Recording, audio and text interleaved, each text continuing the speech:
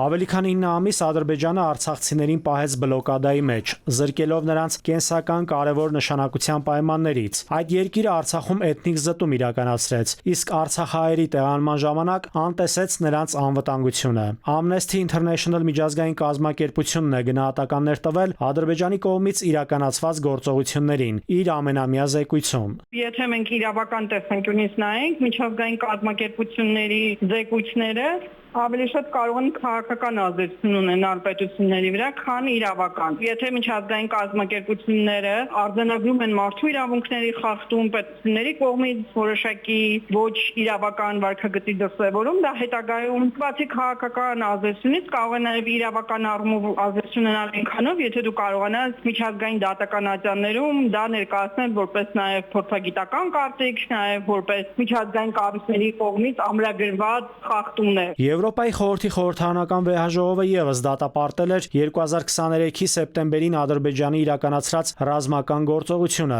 ընդգծել, որ Արցախից ավելի քան 100,000 մարդու անվտանգ եւ արժանապատիվ տեղահանումը վերադարձի իրավունքն անտեսվել են։ Շատ դժվար է միջազգային կազմակերպությունների կողմից սանկցիաների կիրառումը պետությունների նկատմամբ առհասարակ եւ իրավական եւ քաղաքական սանկցիաների կիրառումն էլ այսօր, ինչպես մենք տեսնում ենք, այդքան արդյունավետ չի կոնֆլիկտների կարգավորման հարցում։ Եվրոպայի խորհրդի խորհրդարանական վեհաժողովը նույնիսկ ժամանակավորապես չի ակրեդիտացրել Ադրբեջանի պատվիրակությանը նախորդ տարի մինչև հունվար 23 թվականի սեպտեմբերյան դեպքերը հաշվի առնելով, բայց դա գործնական առումով մեծ ազդեցություն չի ունեցել, հատկապես մեր տեսանկյունից խնդիրների լուծմանը։ Amnesty International կազմակերպության զեկույցի հեղինակները անդրադարձել են նաև հայ-ադրբեջանական հարաբերությունների կարգավորմանը։ Զեկույցում նշվում է, որ երկու երկրների միջև խաղաղության պայմանագրի շուրջ բանակցություններում առաջընթաց արձանագրվել է օգոստոսին, երբ Ադրբեջանը համաձայնեց այդ բանակցությունների օրակարգից հեռացնել այսպես կոչված Զանգեզուրի միջանցքի մասին պահանջը։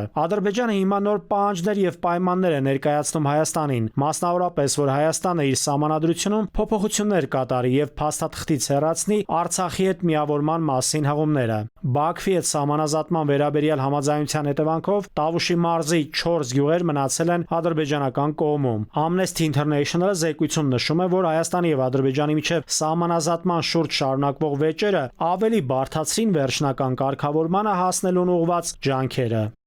Նաիրի Մուրադյան, ժամը լրատվական։